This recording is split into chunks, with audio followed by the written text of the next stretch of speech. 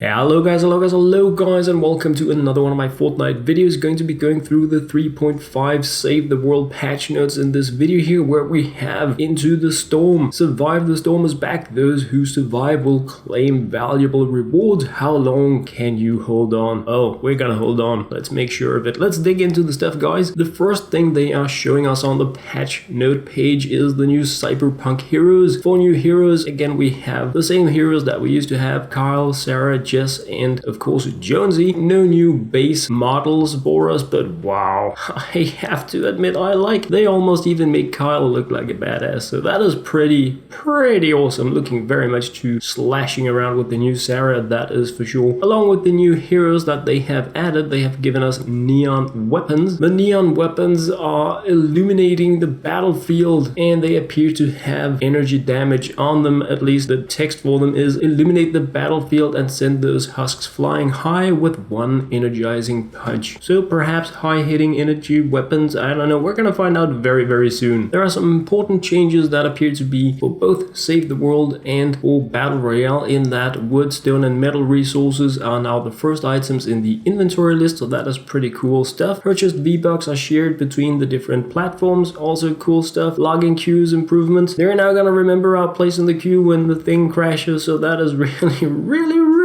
amazing. And some bug fixes that I'm not gonna go into, but they are there. They have been doing some bug fixing things, of course they have. So moving on to the stuff that I find really interesting. For the gameplay part of the Save the World update, we now have enabled environmental damage for ranged weapon, meaning that our shotguns and whatnot can damage the environment, meaning non-player created structures. The percentage of damage done to the environment varies by weapon. Environmental damage scaling for ranged weapons should remain consistent relative to the health of the environment, taking into account the rarity and alterations of the weapon. Note here, environmental damage increases with tier and rarity only and is not multiplied through offense. So you don't smash things faster with your weapons, with your ranged weapons, by having a higher offense score. Ranged weapons can not damage structures you or your team have built. So we can now shoot trees, that's pretty much the thing, and cars. So yay! A really big one here, rework of the Outlander fragment. Fragment abilities other than the loot llama no longer require equipment fragment ammo to activate. So you no longer need to find these round things in the environment in order to use your Outlander abilities. We're going to be talking more about that. Fragment abilities now have a cooldown and energy cost as other abilities do, so they're making Outlanders more like every other class. Alright, fragment abilities are now improved when the Outlander expends fragment ammo in their activation, and fragment ammo capacity has been increased. So what this means is you no longer need to scout the map for these round things, but if you do, your abilities are going to be better. That is pretty much the core of it. We have a rework of melee weapons in relation to the environment, meaning that besides the pickaxe, you can no longer damage player structures with your melee weapons, which is cool. So you can't be like axing your own base or sorting it. So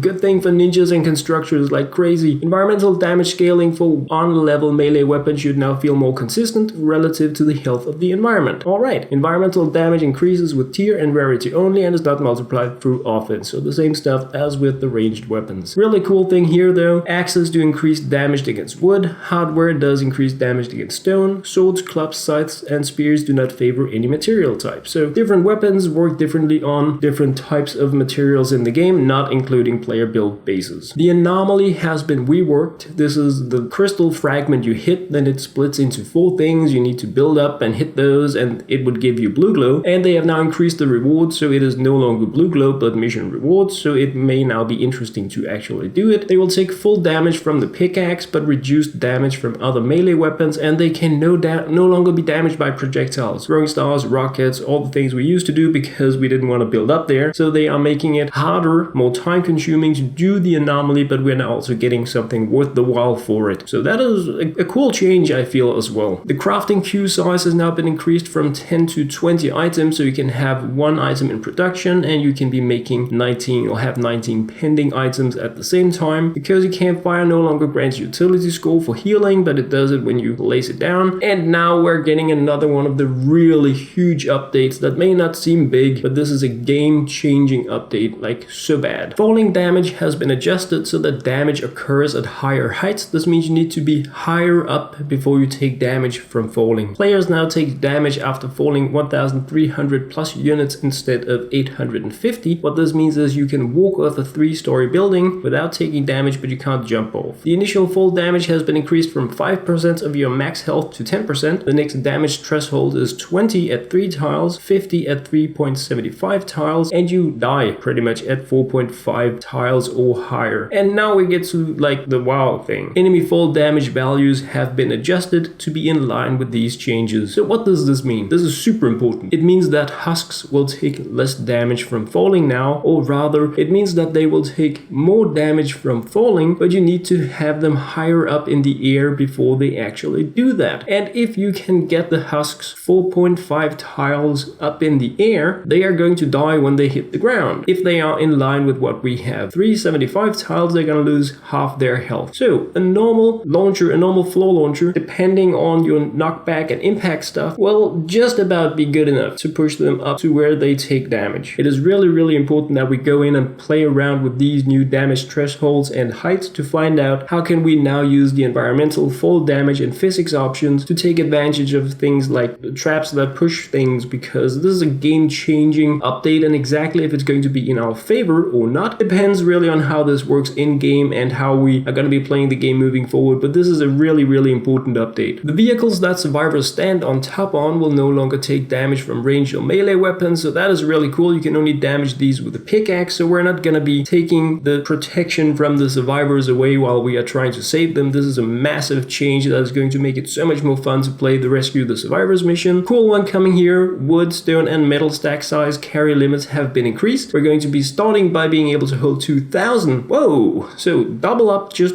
from nothing. And the previous weapon skill nodes in the skill tree have been replaced with building resource capacity nodes, so we're going to be able to carry up to 5,000 of each resource type in the game: wood, stone and metal. 5,000, guys! Wow, now we can talk about going into the storm. Woo! This is pretty cool. Existing items will not automatically restack, so things that we can now carry more of, as in wood, stone, blah blah, we need to do the same as what we did in the last update, where we went from 20 to 200 or 99 to 200 stack sizes to manually move things around so that we can carry more. We're getting an increased hero and schematic quest experience in Stonewood and Mid-Plankerton, so that is good for new players. Players that have already completed these quests are going to be awarded the difference, so I'm going to be logging into some goodies, especially also on newbie pants. Challenge quests have been extended to 20 stages, so this is like leave no one behind. The things that gave us bacon and power, all that stuff, we're going to be getting 10 additional tiers of that, so that is really cool. And leave no one behind gives survivor experience points, so that is really cool. And of course, if you have completed that already, you're going to be getting a boost when you log in. Looking very much forward to that. They had some bug fixes here as well, with delay time on PlayStation 4, blue glows on top of each other, the pylons you could boost, and it no longer stops after 10 minutes. So if we have it in the Survive the Storm, where we can now efficiently gain all these pylon boosts for the 2 hours we're going to be playing in there, it's going to be really amazing. And we can now pick things up faster, so that would be in relation to the loot llama that Outlanders have, where it was really slow to pick up the resources from it, so that has been fixed now as well. In relation to missions and systems, we now have a new quest line: Into the Storm opening act. Accompany Loss and Ray on their journey into Loss's past in the brand new quest line Into the Storm. Brand new Survive the Storm map, Thunder Route 99. For more details about Thunder Route 99, read here. And you can't click it, so that's a normal thing for them when they do these updates. There is a link that isn't a link, so I'm going to be talking about that at some point. Into the Storm Llama is available in the loot tab. It costs 1,000 storm tickets. The event Llama gives you at least one epic or higher neon weapon or cyberpunk hero, the new stuff. Every 1,000 firecracker tickets will be converted into a spring llama, so if you had stashed up, you're gonna get llamas. When you complete the missions, you're gonna be having a choice of a legendary ranged neon weapon, that is a pistol, shotgun or assault rifle, so the same as what we saw with the dragon weapons, you're gonna be able to pick one of these new cool awesome things. Survive the Storm returns with improved rewards, and this is very important for me because the rewards for working a very long time in the game were completely junk. Added Spring It On Gold, scaled by difficulty and number of days completed. I'm not sure why it's called Spring It All Gold, but it is gonna be continued to be called that. Improved the amount of hero, schematic, and survivor experience points earned. Very nice. Increased more with difficulty and number of days completed. Very nice. Increased the rarity of items, survivors, schematics, transform keys that drop from survival mode, especially at high difficulties. Thank you. Reduced the number of low rarity items that drop. Yay, no more junk. Mission alert award between 300 and 1500 tickets, scaled based on survival length and difficulty. So the longer you play and the harder, the better stuff you get. Up to 1500 tickets for completed a 7-day survival in power level 70. You can complete 3-day survivals per 24 hours and get rewards for that, and you can complete 1 7-day survival every 24 hours and get the mission alert rewards for that. They have added some new side quests with new banner rewards. If you do it in 15 power, you get up to 1000 tickets and a banner. Power 40, 1000 tickets and a banner. Power 70, 1000 tickets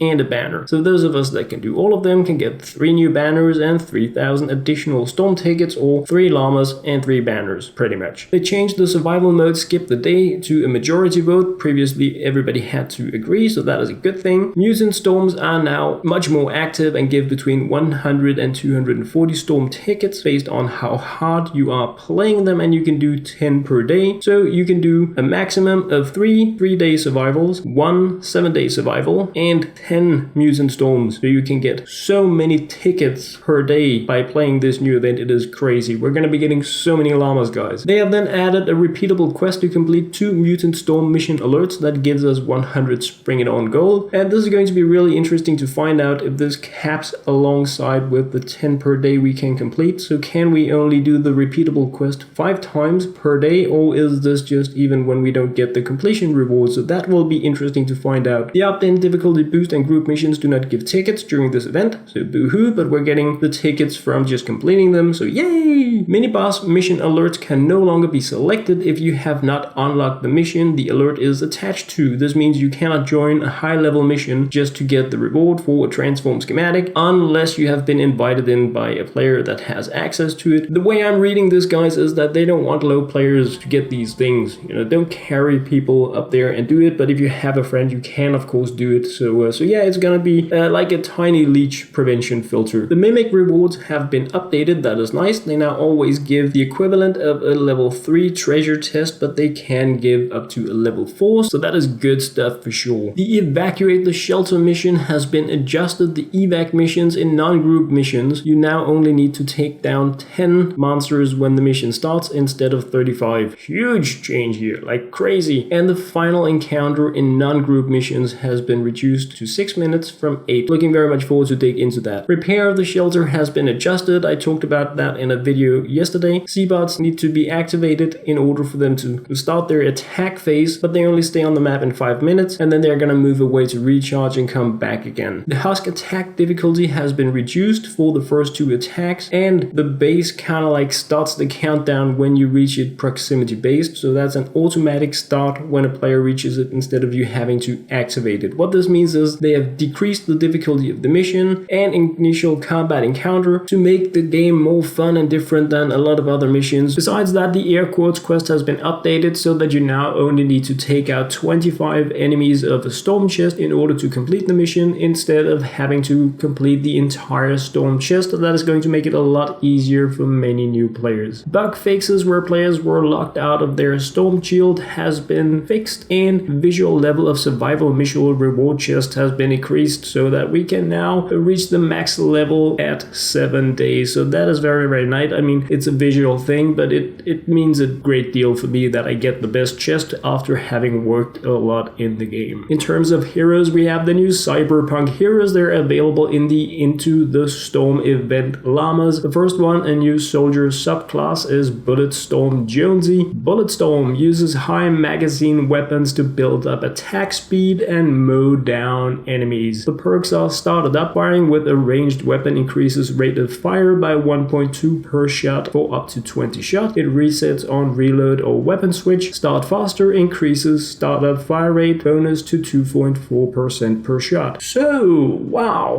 he can get about 50% increased fire rate for the last few bullets in his weapon. So yeah, I don't know, guys. We're gonna be fooling around with this to try to find out is it cool or I'm not. But the fact that it resets, yeah, I don't know. I mean, if it is the build-up that resets, it doesn't really matter. If it reaches the cap and just continues there, but if you go from 0% to 50% increased fire rate and then start over at 0%, I don't know how interesting it is going to be, but we're going to be finding out as we get access to the new hero. Harvester Sarah, a new ninja subclass harvester close range scythe ninja who uses smoke bomb and shadow stance to survive the battlefield. New perks: Scythe to meet you. Scythe attacks apply a 30% snare for 1 second. The interesting thing here is that it will possibly make it interesting to have weapons with snared effect perk rolls on it. That has been pretty useless up to this point. Late arrival: Scythe deals 48% increased damage to slowed or snared targets. Interesting stuff. Heavy base Kyle, a new constructor subclass. This is what I've been looking the most forward to read about. Heavy base constructor focused on taking down enemies within base to charge up a great energy nova. New perks: Feel the base. Base generates energy when enemies die within the area affected by the base. After 30 kills, the base emits an explosion that knocks husks back and deal damage in a 3-tile radius. Turn up the base increases the radius of Feel the base by 2 tiles and damage by 80%. Wow. Whew. New tactical perk: Feel the base. Base generates energy, blah blah blah, what we read before. So with the new constructor, you want to be fighting close to your base because when things die there, it is going to charge up, and when 30 opponents have been taken out within the base, it is gonna emit an explosion that will take out and knock back things around it. That is going to be so fun, especially because we have it as a tactical perk. Wow, this is gonna be crazy. I mean, woo, this is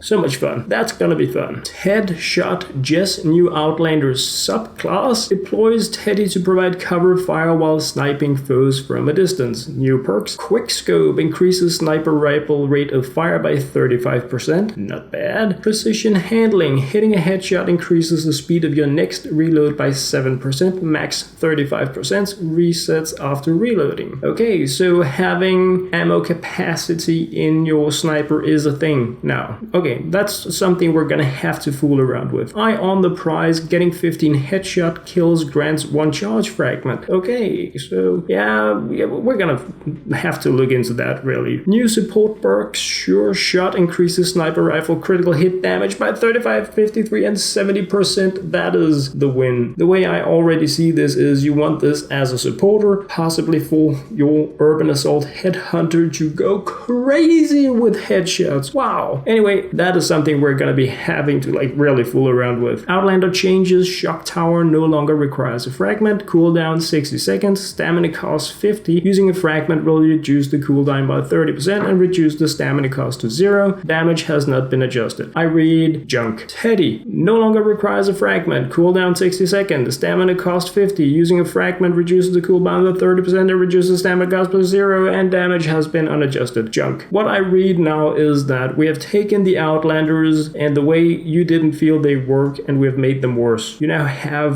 40-second cooldown on them with the fragment core charges, and nah. So the Shamrock Reclaimer is now completely useless. Completely, like they took the 2 heroes that really worked for Outlanders in terms of their abilities, not talking about the Rangers, and they just broke them. So Fragment Flurry Jess and Shamrock Reclaimer, too bad for us. Yeah. Impossibility Matrix now increases the cooldown reduction for Shock Tower and T.E.D.D to 50% when using a fragment. So we can use a new tower every 30 seconds, and we're not gonna see 5 T.E.D.s any longer. Fragment ammo: we can now carry 25 fragment things and a Llama fragment, and when we acquire a Llama fragment, it resets the cooldown of our fragment abilities. So I'm pretty sad about these changes for the Outlander, but I haven't tried it yet, so that is going to be interesting. Constructor Recycling increases the maximum storage capacity of base recycling from 150 to 450. Wow. Now let's go into the storm. Hyper-threading increases the storage capacity of base hyper-threading from 300 to 900. Wow, we're going to be having so many things in the storm. We have some bug fixes, the most important being that Fragment Flurry Jess and Shamrock Reclaimer support bonus. Energize didn't scale across multiple star levels, but now that they have